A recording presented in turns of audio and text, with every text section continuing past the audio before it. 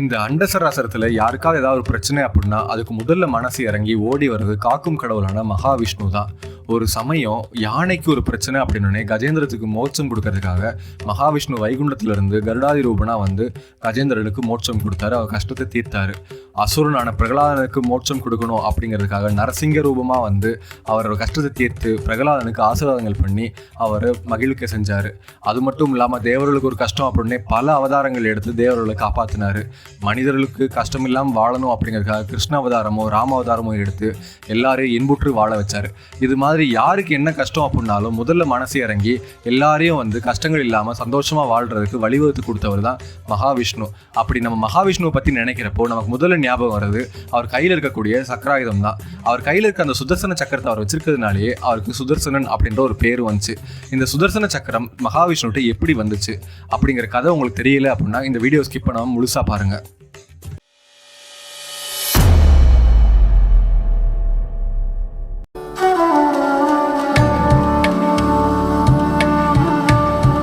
முன்னொரு காலத்தில் அசுரர்களோட கையும் தீயர்களோட கையிலும் ஓங்கி நின்னப்போ எல்லாமே வந்து நிலை தடுமாறி அறம் தவறி நடந்துட்டு இருந்துச்சு.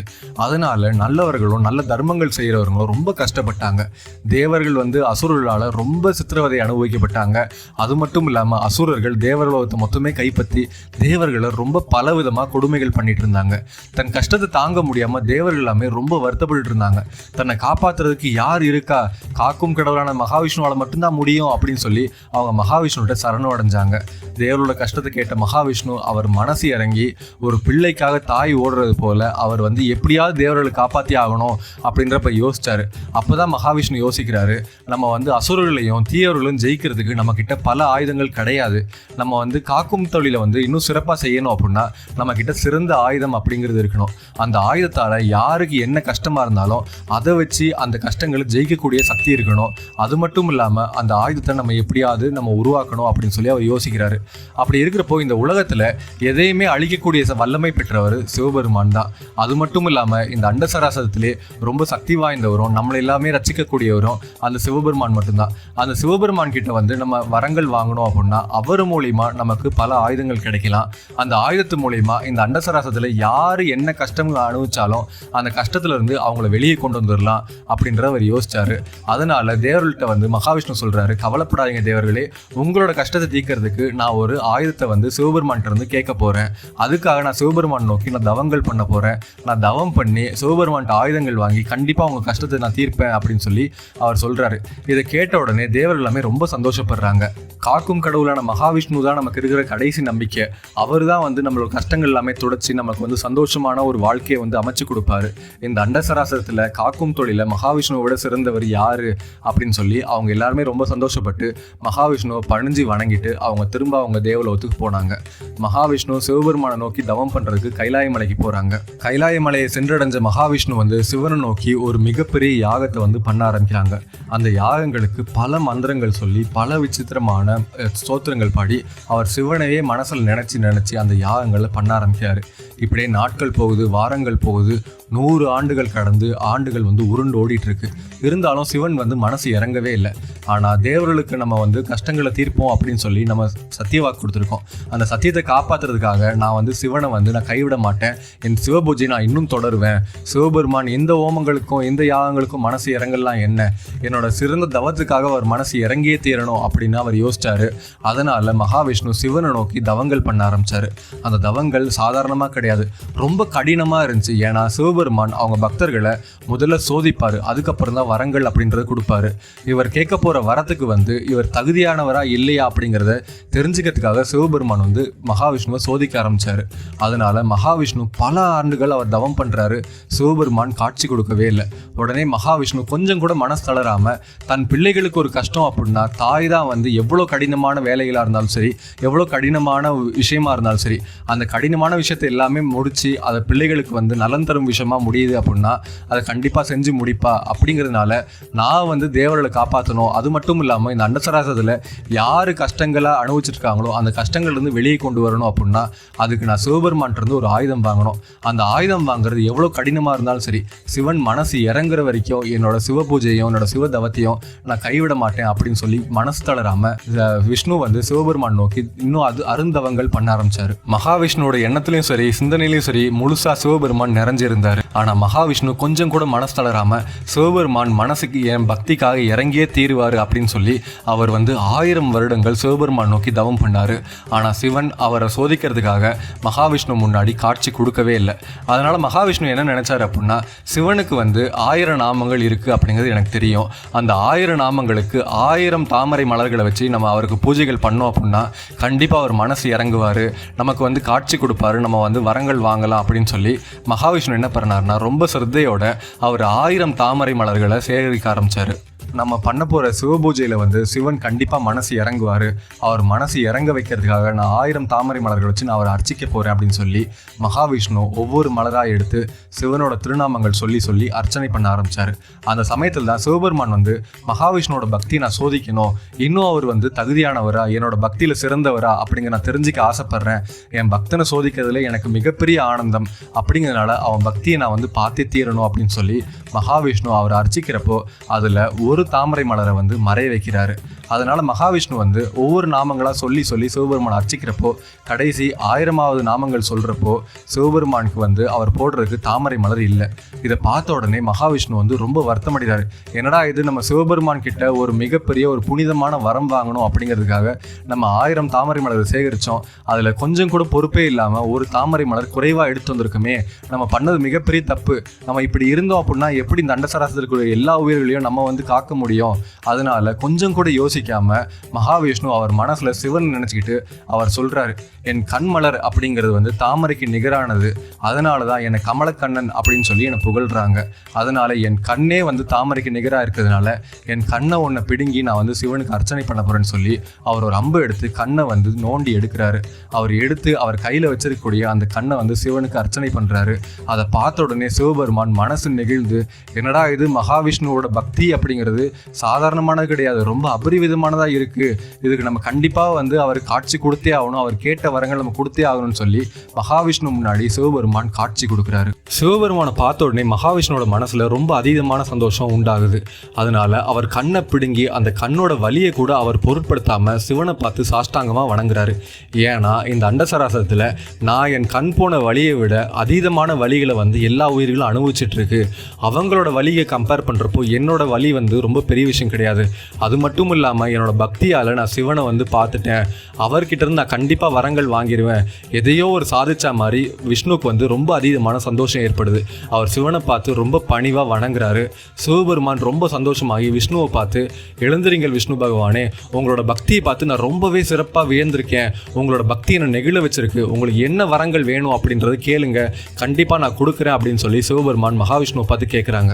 மகாவிஷ்ணு சிவபெருமானை பார்த்து சொல்றாரு, மகேஸ்வரா, உங்களுக்கு தெரியாதது எதுவுமே கிடையாது, இந்த அண்டசராசத்தில் தீவர்களோட கை ஓங்கி இருக்கு, அசுரர்கள் எல்லாரையும் வந்து ரொம்ப கொடுமை பண்ணிட்டு இருக்காங்க, அறம் தவறி நடத்துறாங்க, இங்க தர்மம் அப்படிங்கிறது பேருக்கே இடம் இல்லாமல் போயிடுது, அதனால நான் வந்து எல்லாருடைய சங்கடங்களை தீர்க்குமாறு எனக்கு ஒரு ஆயுதம் கொடுத்துடணும், ஏன்னா காக்கும் தொழிலை மேற்கொண்டிருக்க எனக்கு வந்து ஒரு சிறந்த ஆயுதம் இருந்தால் தான் யாருக்கு என்ன கஷ்டமா இருந்தாலும் அந்த கஷ்டங்களை தீர்த்து அவங்களுக்கு வந்து நல்ல வாழ்க்கையை நான் கொடுக்க முடியும், அதனால எனக்கு ஒரு ஆயுதம் கொடுக்கணும், அந்த ஆயுதத்தால நான் இந்த உலகத்தையே வந்து சந்தோஷமா வழி நடத்தணும் அப்படின்னு சொல்லி அவர் கேட்கிறாரு.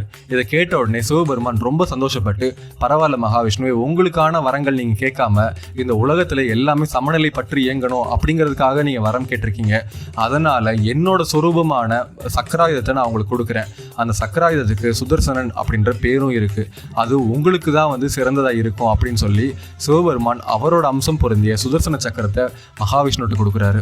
100 சூரியன் ஒளி பொருந்திய சுதர்சன சக்கரத்தை மகாவிஷ்ணு வாங்கின உடனே அவர் ரொம்ப சந்தோஷமா சிவபெருமானை பார்த்து ரொம்ப பணிஞ்சு அவர் வணங்குறாரு. அப்ப சிவபெருமான் சொல்றாரு, மகாவிஷ்ணுவே, நீங்க கவலைப்படாதீங்க, யுத்த காலத்திலயும் சரி இந்த அண்டசராசலும் சரி யாருக்கு என்ன கஷ்டமா இருந்தாலும் இந்த சுதர்சன சக்கரம் அவங்க கஷ்டத்தை மட்டுமே அழிச்சிட்டு வந்து அவங்களுக்கு சந்தோஷத்தை உண்டாக்கிட்டு திரும்ப உங்ககிட்டயே வந்துடும், அதுதான் இந்த சுதர்சன சக்கரத்தோட சிறப்பு. அது மட்டும் இல்லாம இந்த சுதர்சன சக்கரம் அப்படிங்கிறது என்னோட சொரூபம், இது வந்து என்கிட்ட இருக்கிறத விட எல்லா உயிர்களையும் நீங்க காப்பாற்றணும் அப்படின்ற மனசு கொண்ட உங்ககிட்ட இருக்கிறது தான் சிறப்பு அப்படின்னு சொல்லி அவர் சொல்றாரு. இதை கேட்ட உடனே மகாவிஷ்ணுவுக்கு ஒரு சந்தேகம் ஏற்படுது.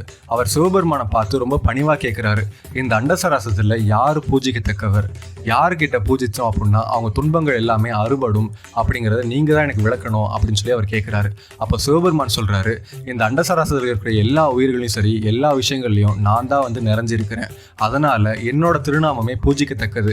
நீங்கள் எப்படி 1000 திருநாமங்களை சொல்லி என்னை வழிபட்டீங்களோ அதே மாதிரி என்னோட ஒரு திருநாமம் சொன்னால் கூட நான் மனசு இறங்கி அவங்கள ஓடி வருவேன். அதனால் இந்த உலகத்தில் எல்லா இடத்துலையும் நானே வியாபிச்சிருக்கேன். இங்கே இருக்கக்கூடிய ஆதிசக்தியாகவும் நானே இருக்கேன், ஆதி பரமசிவனாகவும் நானே இருக்கேன். சிவமின்றி எதுவும் இல்லை. அது தெரிஞ்ச முதல் சிவபக்தன் நீங்கள் தான். நீங்களே என்கிட்ட இந்த சந்தேகத்தை கேட்கலாமா அப்படின்னு சொல்லி மகாவிஷ்ணு பார்த்து சிவபெருமான் கேட்குறாரு. மகாவிஷ்ணு அவர் பணிஞ்சு அவர் சொல்கிறாரு, இல்லை ஈஸ்வரா, அவங்கள பார்க்குறது அப்படிங்கிறது ரொம்ப அருந்தவம் பண்ணி ரொம்ப கடினமாக அவங்கள பார்க்க வேண்டியதாக இருக்குது. அப்படிங்கிறப்போ உங்ககிட்ட வரங்கள் வாங்குறது அப்படிங்கிற எனக்கு ரொம்ப கஷ்டமாக இருக்குது.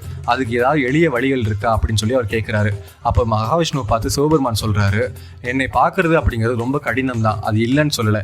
ஏன் அப்படின்னா என்னை பார்த்தவங்களுக்கு எல்லாருக்குமே நான் வரங்கள் கொடுத்தே ஆகணும் அப்படிங்கிறது தான் என்னோட மனசு.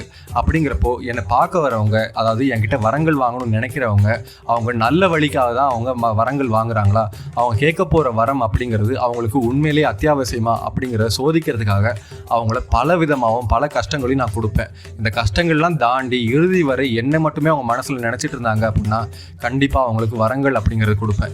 எப்படி நீங்கள் வந்து ஹோமங்கள் பண்ணுறப்பையும் சரி தவங்கள் பண்ணுறப்பையும் சரி கொஞ்சம் கூட மனசு தளராமல் கொஞ்சம் கூட வருத்தம் படாமல் என்னை மனசில் முழுசாக நினச்சிட்டு இருந்தீங்களோ அதே மாதிரி யார் வந்து உங்களை மாதிரி சிறந்த தவங்கள் பண்ணுறாங்களோ அவங்களுக்கு நான் காட்சி கொடுப்பேன், அவங்க கேட்குற வரங்கள் நான் கொடுப்பேன் அப்படின்னு சொல்லி சிவபெருமான் சொல்கிறாரு. சிவபெருமான் சொன்னதை கேட்ட உடனே மகாவிஷ்ணு ரொம்ப சந்தோஷமாக சிவபெருமானை பணிஞ்சு அவர் வந்து விடைபெறதுக்காக நிற்கிறாரு. அப்போ சிவபெருமான் சொல்கிறாரு, மகாவிஷ்ணுவே, உங்களோட பக்தியை பார்த்தோ உங்களோட பணிவை பார்த்தோ எனக்கு ரொம்ப சந்தோஷமாக இருக்குது. உங்களுக்கு வேறு ஏதாவது ஒரு வரம் நான் கொடுத்தே ஆகணும்னு நான் நினைக்கிறேன். உங்களுக்கு என்ன வரம் வேண்டும் கேள் அப்படின்னு சொல்கிறாரு. அப்போ மகாவிஷ்ணு கொஞ்சம் கூட அவர் யோசிக்காமல் பணிவாக அவர் சொல்கிறாரு, எப்போவுமே என் மனசுலையும் சரி என் சிந்தனையிலும் சரி சிவபெருமான் வந்து நீங்காமல் என் மனசுலேயே இருக்கணும். நான் எப்போவுமே சிவபெருமானை பூஜிக்கும் கடவுளாக இருக்கணும். அதுக்கு நீங்கள் எனக்கு ஒரு ஆசீர்வாதம் பண்ணணும். அந்த ஆசீர்வாதம் எப்போவுமே எனக்கு நிறைஞ்சிருக்கணும். அப்படி ஒரு வரம் எனக்கு வேணும் அப்படின்னு சொல்லி கேட்குறாரு. இதை கேட்ட உடனே சிவபெருமான் மனசு நெகிழ்றாரு. என்னடா இது தனக்காக ஒரு வரம் கேட்பாருன்னு பார்த்தோம் அப்படின்னா அவர் மனசுல நானே நிறைஞ்சிருக்கணும்னு சொல்லி வரம் கேட்குறாரு. அப்போ இவர் தான் வந்து சிறந்தவர் அப்படின்னு சிவபெருமான் வந்து நினச்சி மகாவிஷ்ணு பார்த்து சொல்கிறாரு, மகாவிஷ்ணுவே, நீங்கள் வருத்தப்படாதீங்க. இந்த உலகத்தில் எல்லாரையும் காக்கக்கூடிய வல்லமை உங்ககிட்ட தான் இருக்கும். உங்கள் மனசில் நான் எப்போவுமே வந்து நிறைஞ்சி இருப்பேன். அதனால் உங்களுக்கு செய்கிற பூஜைகளும் சரி உங்களுக்கு செய்கிற எல்லா மந்திரங்களையும் சரி உங்களுக்காக வணங்குறவங்க எல்லாருமே சரி அது இறுதியாக என்கிட்டயே வந்து சேரும். இந்த பிரபஞ்சத்தில் என்னோட சக்தியும் என்னோட வெளிப்பாடுகளையும் முழுசாக உணர்ந்த ஒரே ஆள் நீங்கள் தான். அப்படிங்கிறதுனால என்னோட மிகச்சிறந்த பக்தன் நீங்கள் தான் அப்படிங்கிறது எனக்கு ரொம்ப சந்தோஷமாக இருக்குது. அதனால் இந்த அண்டசராசத்தில் பூஜிக்கும் கடவுளாக நீங்கள் ஒருத்தரே தகுதியானவங்க. உங்களை யார் யாரெல்லாம் பூஜிக்கிறாங்களோ உங்கள் திருநாமங்கள் யார் யாரெல்லாம் சொல்கிறாங்களோ அவங்களுக்கு துன்பங்கள் அப்படிங்கிறது சூரியனை பார்த்து பனி மாறி உடனே அது கரைஞ்சி போயிடும். அது மாதிரி உங்களுக்கு செய்கிற பூஜைகளும் உங்களை வணங்குற எல்லா தோத்திரங்களும் அது என்னையே வந்து சேரும். நான் உங்களோட அடக்கம், நீங்கள் என்னோட அடக்கம்.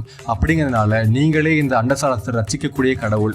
யார் யாரெல்லாம் வந்து உங்ககிட்ட வரங்கள் வேணும்னு சொல்லி நிற்கிறாங்களோ நீங்கள் அவங்களுக்கு பார்த்த உடனே நீங்கள் அவங்களுக்கு வரம் கொடுக்கக்கூடிய தீனதயாலாம் இருப்பீங்க அப்படின்னு நான் அவங்களுக்கு ஆசீர்வதிக்கிறேன் அப்படின்னு சொல்லி சிவன் சொல்கிறாரு. இதை கேட்ட உடனே மகாவிஷ்ணு அவர் ரொம்ப பணிவாக சிவனை வணங்கிட்டு அவர் வைகுண்டம் திரும்புகிறாரு. வைகுண்டத்துக்கு வந்த மகாவிஷ்ணு வந்து எந்நேரமோ சிவ சிந்தனையிலே இருந்து இந்த அண்டசராசத்துக்குரிய எல்லா உயிரிலையும் வந்து கஷ்டம் இல்லாமல் அவர் காத்து ரசிச்சுட்டு இருந்தார். யாருக்கு என்ன கஷ்டம் அப்படின்னாலும் மகாவிஷ்ணு வேண்டின உடனே அவர் வைகுண்டத்திலிருந்து உடனே ஓடி வந்து அவர் சுதர்சன சக்கரத்தால் அவங்களோட கஷ்டத்தை தீர்த்து அவங்களுக்கு வந்து ஆசீர்வாதங்கள் கொடுத்துட்டு இருந்தார்.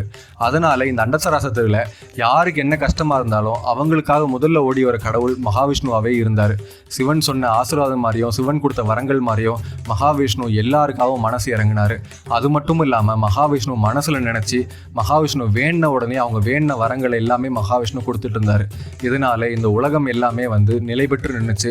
மகாவிஷ்ணுவை சிறந்த கடவுளாக போற்றி வணங்குச்சு. இப்படி சிவன்கிட்ட வரங்கள் வாங்கின மகாவிஷ்ணு அந்த சிவன் சக்திக்குள்ளேயே அடக்கமும் ஆனாங்க, சிவனோட ஒன்றட கலந்தாங்க. அதனால் மகாவிஷ்ணு பூஜைக்கும் எல்லா பூஜைகளும் சரி அவருக்காக செய்யக்கூடிய எல்லா சிரமமான காரியங்களும் சரி அது எல்லாமே சிவனே போய் அடைஞ்சுது. சுவாரஸ்யமான கதைகளை வந்து நீங்கள் புத்தகம் மூலியமாக படிக்கணும் அப்படின்னு நினச்சிங்கன்னா ஸ்ரீ தேவி பாகவதம் அப்படிங்கிற புராணத்தோட புக் லிங்க் வந்து டிஸ்கிரிப்ஷனில் இருக்குது. அதில் போய் நீங்கள் வாங்கி படிக்கலாம். இந்த மாதிரி சுவாரஸ்யமான புராண கதைகளுக்கு நம்ம ஏல் சேனலை சப்ஸ்கிரைப் பண்ணுங்கள். இந்த வீடியோ பிடிச்சிருந்துச்சுன்னா ஒரு லைக்கை போடுங்க. உங்கள் கருத்துக்கள் என்ன அப்படிங்கிற கமெண்ட் செக்ஷன் லீவ் பண்ணுங்கள். அப்படியே மறக்காமல் இந்த வீடியோ உங்கள் ஃப்ரெண்ட்ஸ் அண்ட் ஃபேமிலிக்கு ஷேர் பண்ணுங்கள்.